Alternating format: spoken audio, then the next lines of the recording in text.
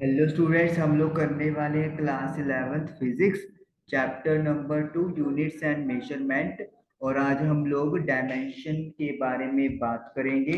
और हमारा टॉपिक आज फर्स्ट है dimensions of physical quantities. Physical quantities जैसे मास हो गया, speed, velocity, acceleration, all these are physical quantities, इनके dimensions. Okay. Dimensions of a physical quantity are the power to which the base quantities are raised to represent that quantity. आपके पास कोई physical quantity है, मैं यहाँ पे example लेके चलता हूँ। स्पीड, सपोज कर लो स्पीड हमारे पास एक फिजिकल क्वांटिटी है। तो इसका डायमेंशन क्या होगा? इसका डायमेंशन क्या होगा कि जो बेस क्वांटिटीज हैं, स्पीड कैसे बनती है? स्पीड बनती है distance upon time, or you can say length divided by time। Length की ऐसा यूनिट मीटर है और टाइम की सेकंड है। तो जो बेस क्वांटिटीज हैं उनकी पावर के थ्रू हम लोग रिप्रेजेंट करते हैं उस क्वांटिटी को, उसे वी कॉल डायमेंशन। अब ये मीटर सेकंड आप सोचोगे तो यूनिट ही बन गया कि मीटर लिख दिया, सेकंड इन्वर्स कर दिया, ये तो सेम ही चीज होगी। नहीं, ये यूनिट है, लेकिन इसके डायमेंशन कैसे लिखे जाएंगे वो आपको अगले पॉइंट में पता चल रहा है। लेंथ का डायमेंशन एल होता है, यानी कि जो लेंथ है यहाँ पे, जैसे मैंने स्पीड में लिखा लेंथ अपॉन टाइम या डिस्टेंस अपॉन टाइम, तो जो लेंथ है उसके लिए क्या सिंबल यूज करेंगे? एल यूज करेंगे। मास के लिए एम, यहाँ पे मास आ ही नहीं रहा तो एम के यूज करने की जरूरत नहीं है। टाइम के लिए टी यूज करेंगे, और साथ में क्या लगानी है? ये स्क्वायर ब्रैकेट्स लगानी है। करंट के लिए कैपिटल ए है। उसके बाद थर्मोडायनेमिक टेम्परेचर के लिए कैपिटल के यानी कि केल्विन है। ल्यूमिनस इंटेंसिटी सी डी, और अमाउंट ऑफ सब्सटेंस के लिए मोल। ये 7 बेस क्वांटिटीज की डायमेंशंस आपके पास है। Length, mass, time, current, thermodynamic temperature, luminous intensity और अमाउंट ऑफ सब्सटेंस, ये बेस क्वांटिटीज हैं और ये उनके डायमेंशन हो गए। बाकी जितने भी फॉर्मूले हैं, जितनी भी क्वांटिटीज हैं, सब इन्हीं को मिला के बनी है, ये आपको पता है। और इसी तरीके से जो डायमेंशन है सभी बाकी फिजिकल यूनिट्स के, वो भी इन्हीं को मिलाकर बने हैं। तो मतलब सिर्फ आपको ये बेसिक याद होने चाहिए 7, इसके बेसिस पे आप किसी भी फिजिकल यूनिट का डायमेंशन बना सकते हो। जैसे मेरे पास यहाँ पे डायमेंशन क्या बनेगा? मेरे पास यहाँ पर डायमेंशन बनने वाला है एल टी। तो एल टी, जब पावर ऊपर लेके जाएंगे तो माइनस हो जाएगी, तो -1, और ये स्क्वायर ब्रैकेट क्लोज कर देंगे। तो इस तरीके से हम लोग एल टी -1 जो है वो लिख सकते हैं। ये डन हो गया अपना। अब चलते हैं नेक्स्ट पॉइंट पे। डायमेंशनल फॉर्मूले क्या होते हैं? The expression which shows how and which of the basic quantities represent the dimension of a physical quantity is called dimensional formula for the given physical quantity। आपके पास कोई फिजिकल क्वांटिटी गिवन है, speed आपको समझ में आया तो speed से उठा चाहूंगा। ये मेरे पास एक गिवन फिजिकल क्वांटिटी हो गई, और मुझे इसका फॉर्मूला लिखना है। इसका फॉर्मूला क्या लिखा है डायमेंशन में अपन ने? एल टी की पावर -1। तो कहते हैं ये एक्सप्रेशन जो कि बताएगा कि बेस क्वांटिटी का कैसे और कितना पावर हमने राइज किया या उसको प्रॉपर रिप्रेजेंटेशन किया है, उसे वी कॉल डायमेंशनल फॉर्मूला। अब जैसे सपोज करें मुझे यहाँ पर वॉल्यूम का डायमेंशन लिखना है, तो वॉल्यूम में क्या होता है? वॉल्यूम आपको पता है, वॉल्यूम का फॉर्मूला होता है length breadth multiply by height. Length, breadth into height, तीनों ही मीटर हैं।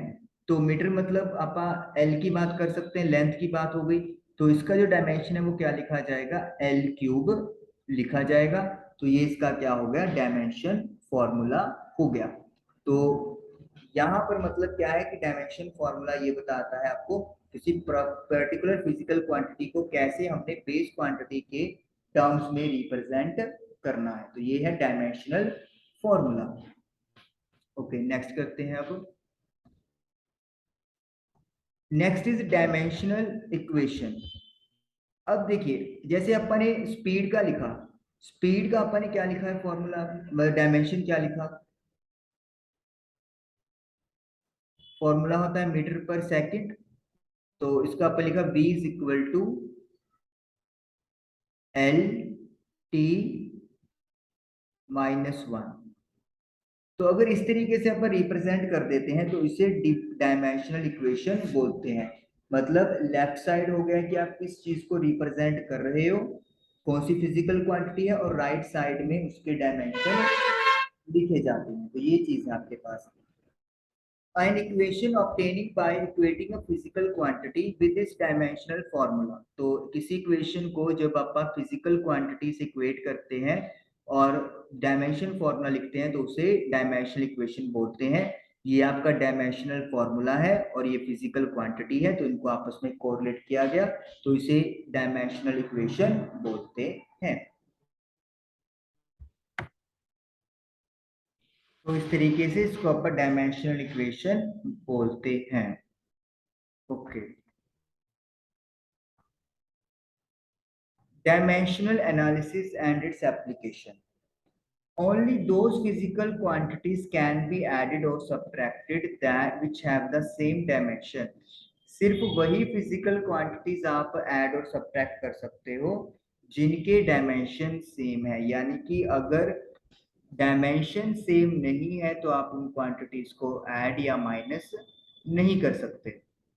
A thorough understanding of dimensional analysis helps us in deducing certain relation among different physical quantities and checking the derivation, accuracy, dimensional consistency or homogeneity of various mathematical expression।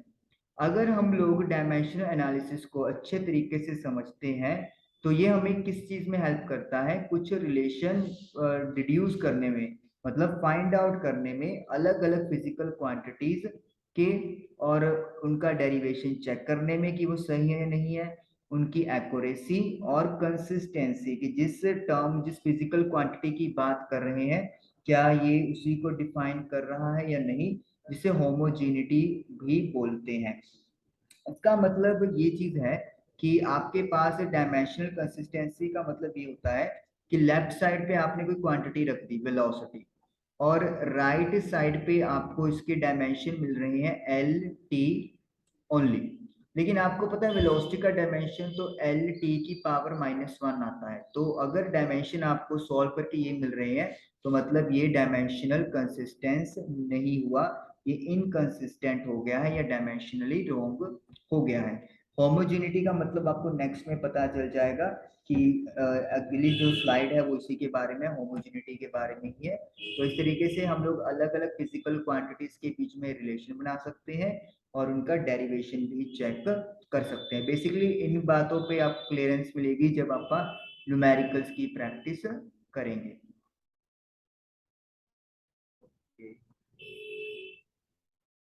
When magnitude of two or more physical quantities are multiplied, their units should be treated in the same manner as ordinary algebraic symbol।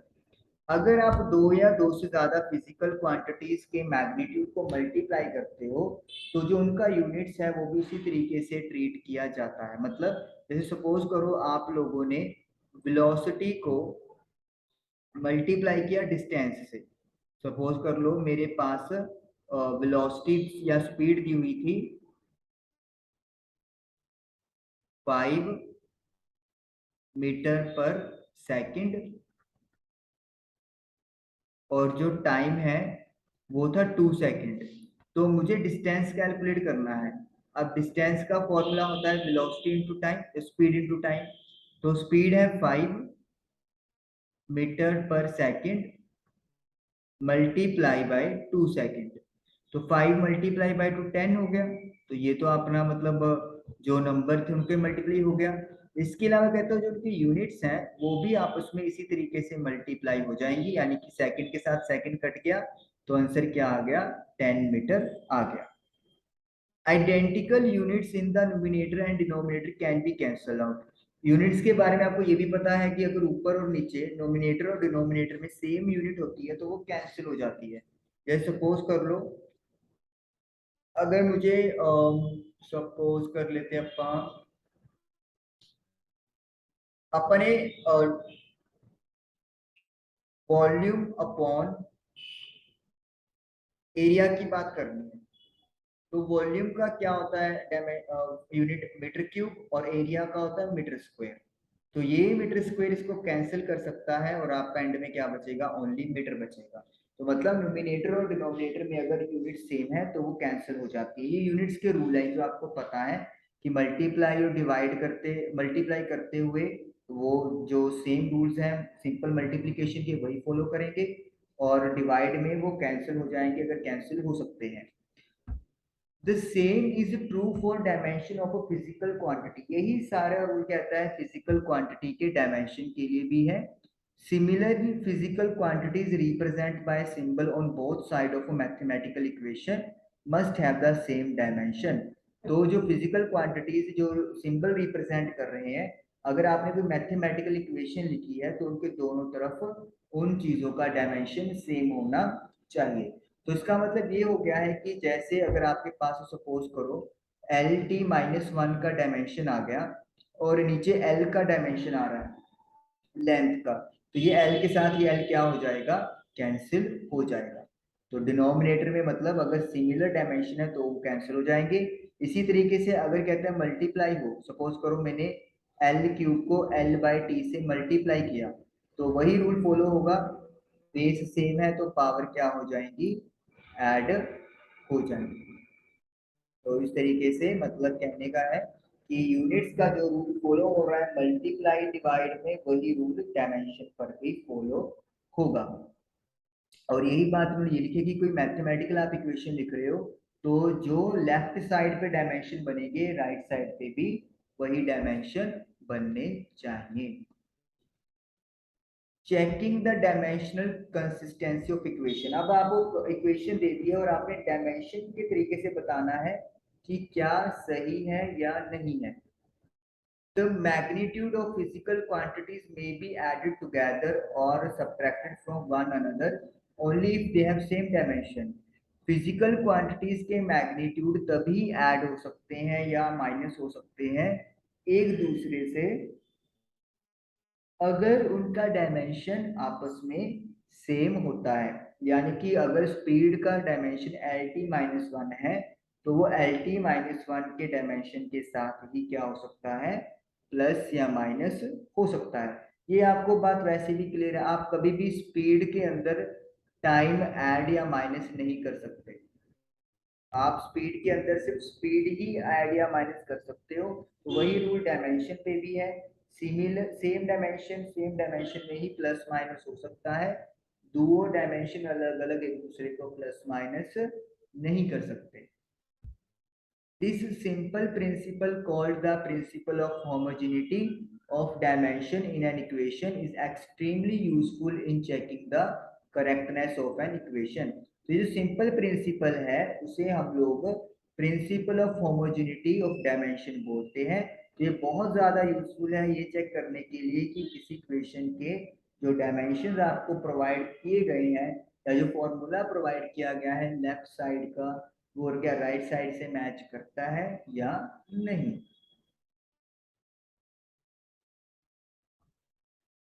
Dimensional consistency does not guarantee correct equation. Consistency अगर है मतलब अगर left side और right side पर same dimension बन गए तो ये इसकी गारंटी नहीं है कि इक्वेशन करेक्ट है। एक सिंपल एग्जांपल देता हूँ, जैसे काइनेटिक एनर्जी का फॉर्मूला आपको पता है 1/2 mv² होता है। अगर मैं इस फॉर्मूले को ऐसे लिख दूं 3/4 mv², तो देखो काइनेटिक एनर्जी के दो फॉर्मूले आ गए। तो मैं डायमेंशनली चेक करना चाहता हूँ कि सही है नहीं है। काइनेटिक एनर्जी का डायमेंशन क्या होगा, जो एनर्जी होती है वो होती है फोर्स मल्टीप्लाई बाय डिस्टेंस, और फोर्स क्या होता है, मास मल्टीप्लाई बाय एक्सेलरेशन। तो मास का डायमेंशन कैपिटल एम होगा। एक्सेलरेशन क्या होता है, change in speed upon time. तो चेंज इन स्पीड क्या होती है, L T minus one.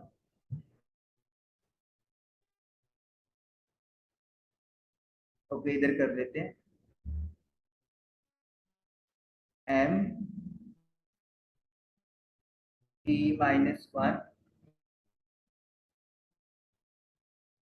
Upon में t, क्योंकि change in speed upon time है, मल्टीप्लाई डिस्प्लेस डिस्टेंस यानी कि l, ये ब्रैकेट है। तो ये आपका बन गया m l की पावर 2 और t की पावर -2। ये आ गया m l की पावर 2 t की पावर -2 आ गया। और अगर आप लोग राइट साइड पे देखोगे एम वी स्क्वेयर, एम मतलब मास और वी मतलब एल t-1, क्योंकि स्पीड की एल t-1 होती है और स्क्वायर लगा हुआ है तो स्क्वायर लगा देंगे। तो ये आपके पास बन गया एम एल स्क्वायर t-2। तो आप देख रहे हो कि डायमेंशन जो है वो काइनेटिक एनर्जी के और 3/4 mv स्क्वायर के सेम आए हैं। 3/4 एक कांस्टेंट है तो इसकी कोई यूनिट नहीं होगी। तो इसका मतलब क्या हो गया, इसका मतलब ये हो गया कि डायमेंशनली तो ये फॉर्मूला सही आ रहा है, लेकिन इसका मतलब ये नहीं है कि करेक्शन इक्वेशन हो गई, इक्वेशन सही है, क्योंकि हमें पता है काइनेटिक एनर्जी का असली फॉर्मूला k = 1/2 mv स्क्वायर होता है, 3/4 नहीं आता। तभी वो लिखते हैं कि डायमेंशनल कंसिस्टेंसी करेक्ट इक्वेशन बताएं, ऐसी गारंटी नहीं है। It is uncertain to extent of dimensionless quantities और फंक्शन। ये कहाँ तक अनसर्टेन है, डायमेंशनलेस क्वांटिटीज, जो क्वांटिटीज डायमेंशनलेस है उन तक, और जो डायमेंशनलेस फंक्शन होते हैं उन तक। जैसे सपोज करो ट्रिग्नोमेट्री के फंक्शन है, आपके लॉगरिथमिक फंक्शन है, ये सभी डायमेंशनलेस है, इनका कोई डायमेंशन नहीं है। जैसे यहाँ पे लगा लो 3/4 है, यहाँ पे 1/2 है, इनका कोई डायमेंशन नहीं है, तो ये प्रॉब्लम क्रिएट होती है। Arguments of special functions such as the trigonometry, logarithmic, exponential must be dimensionless। तो आपको वही बात करती, ट्रिग्नोमेट्री, लॉगरिथमिक, एक्सपोनेंशियल, ये सभी क्या होते हैं, डायमेंशनलेस होने ही चाहिए। If an equation fails this consistency test, अगर कोई इक्वेशन इस टेस्ट को फेल कर जाती है, it is proved wrong, और ये गलत प्रूव हो जाएगी। But if it passes it is not proved right, तो अगर ये पास हो जाए तो इसको सही प्रूव नहीं किया जा सकता। अगर काइनेटिक एनर्जी को मैं 3/4 mv स्क्वायर लिख दूं और कह दूं कि डायमेंशनली चेक कर लो सही है गलत है, तो आप तो बोल दोगे कि डायमेंशनली सही है, लेकिन ये चीज एक्चुअली में क्या है, गलत है। तभी लिखा है कि अगर ये पास हो गया, क्योंकि डायमेंशन तो सेम बन रहे हैं, लेकिन फिर भी आप प्रूव नहीं कर सकते कि ये सही है। Thus, a dimensionally correct equation need not to be actually an exact equation। तो जो इक्वेशन डायमेंशनली सही है जरूरी नहीं कि वो बिल्कुल करेक्ट इक्वेशन होगी, बट डायमेंशनली रॉन्ग और inconsistent equation must be wrong. लेकिन अगर कोई equation dimensionally he wrong I है कि लेफ्ट साइड पे अलग डायमेंशन है, राइट साइड पे अलग डायमेंशनल है, फिर कहता है वो इक्वेशन रॉन्ग ही होगी, वो राइट नहीं हो सकती। तो ये आप लोगों को कहना चाह रहे हैं। ओके, तो ये हमारे पास डायमेंशनल एनालिसिस के मतलब एक एप्लीकेशन थी। एक एप्लीकेशन और है, लेकिन हम लोग दो न्यूमेरिकल्स करेंगे जो आपके एनसीईआरटी में एग्जाम्पल के तौर पे दिए हुए हैं, और जो लास्ट पार्ट है वो हम लोग नेक्स्ट सेशन में डन करेंगे। तो मेरे पास क्वेश्चन क्या है, एग्जाम्पल 2.15 में कहते हैं कि इक्वेशन कंसिडर कर लेते हैं, half M V square is equal to M G H. चलिए व्हाइट बोर्ड पे चलते हैं। तो इक्वेशन है हाफ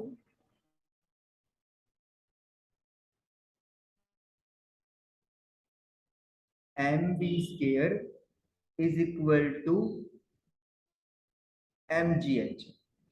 अब कहते हैं कि where M is the mass of the body, जो एम है वो मास है बॉडी का, v is velocity, g is the acceleration. तो ये सारे आपको दिया हुआ है, m मास है, v वेलोसिटी है और g acceleration due to gravity है, h हाइट है। Check whether the dimensionally equation correct और नॉट। तो ये जो इक्वेशन है वो डायमेंशनली सही है या नहीं, वो आपको पता करना है। तो पहले लेफ्ट साइड के डायमेंशन हम लोग कैलकुलेट करेंगे। 1/2 का कोई डायमेंशन नहीं होता, ये डायमेंशन लेस क्वांटिटी है। मास के लिए m यूज करेंगे। v for velocity l t -1। L stand for distance या लेंथ कहें और अपॉन टाइम होता है तो ऊपर लेके जाएंगे तो -1 बन जाएगा। तो ये बन गया m की पावर 1, l की पावर 2 और t की पावर भी -2। तो ये लेफ्ट साइड का डायमेंशन बन गया काइनेटिक एनर्जी का। अब बात करेंगे राइट साइड की। mgh, m stand for mass, acceleration due to gravity, यानी कि जी के डायमेंशन एक्सेलरेशन वाले होंगे। तो एक्सेलरेशन का फॉर्मूला क्या होता है? Change in velocity upon time. Velocity की बात करो या चेंज इन वेलोसिटी की बात करो, डायमेंशन पे कोई फर्क नहीं पड़ेगा, सेम डायमेंशन रहेंगे, यानी कि एल टी -1 और नीचे टाइम है तो टी लिख देंगे।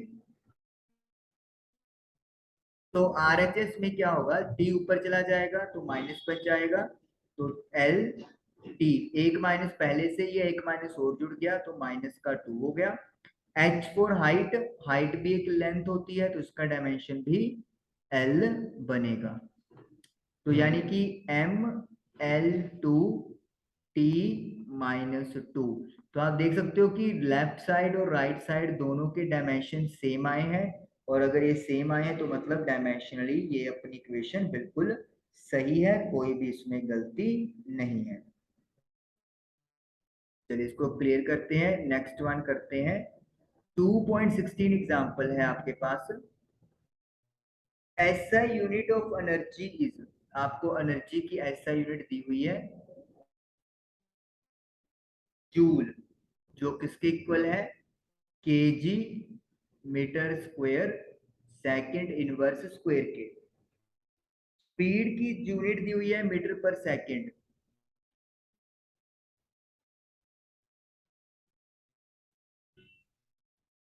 स्पीड की जो यूनिट है वो है बी, मतलब सिंपल मीटर पर सेकंड।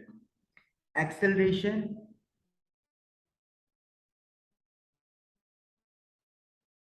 मीटर पर second square. Which of the formulae for kinetic energy given below can you rule out on the basis of dimensional argument? तो हमें बताना है कि कौन कौन से जो फॉर्मूले हैं काइनेटिक एनर्जी के वो आप बाहर कर सकते हैं डायमेंशनल रिक्वायरमेंट्स के अकॉर्डिंगली। तो चलिए देखते हैं, हमें 5 ऑप्शन दिए हुए हैं तो हम लोग 5 ऑप्शन को यहाँ पे लिख देंगे। तो फर्स्ट ऑप्शन है A, K is equal to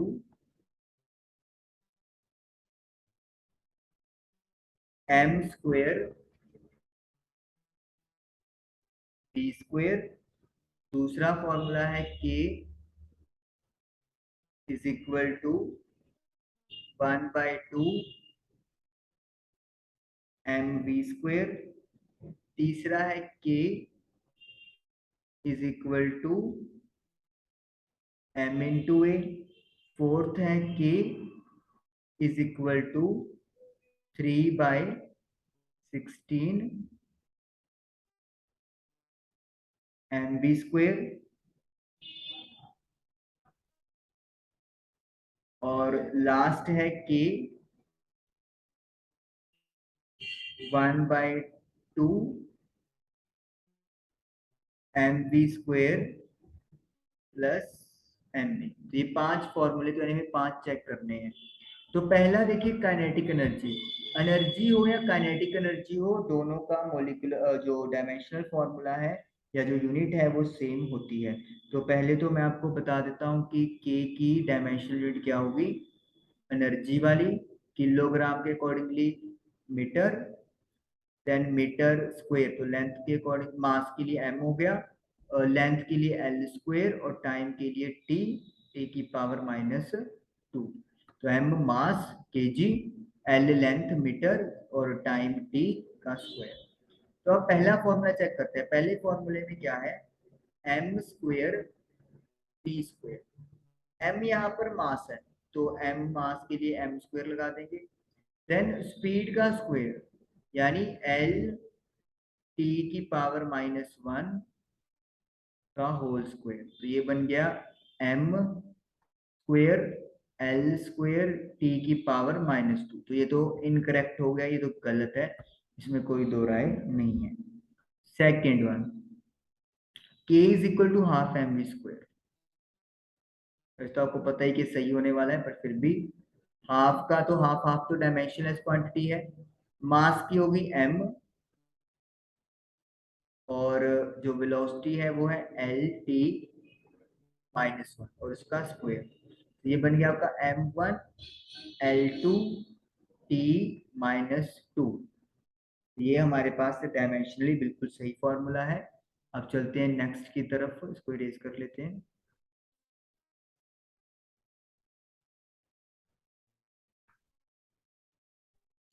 third one है मेरे पास k is equal to m into A,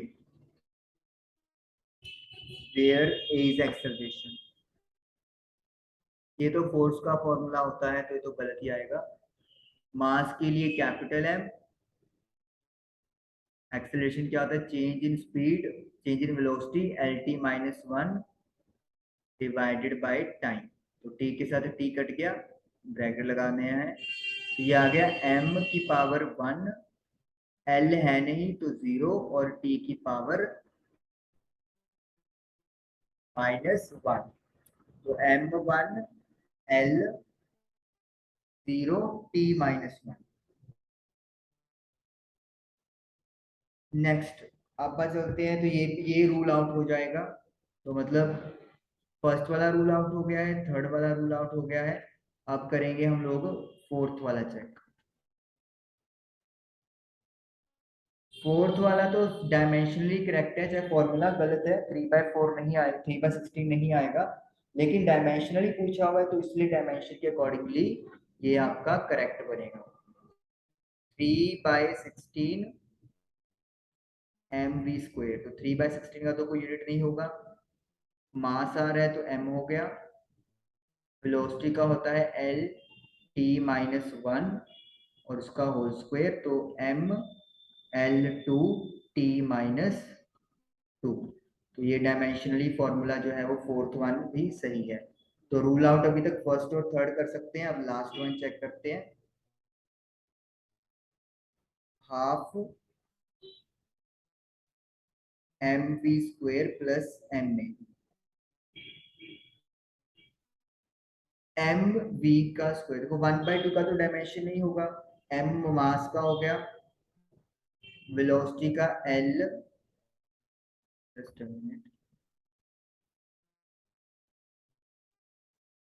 m l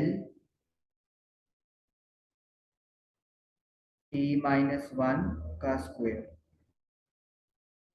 this is mass m and acceleration is, अच्छा इधर भी ब्रैकेट लगानी है, एक्सेलरेशन इज एल टी -1, ये होगा change in velocity upon time के लिए नीचे टी लगा देंगे।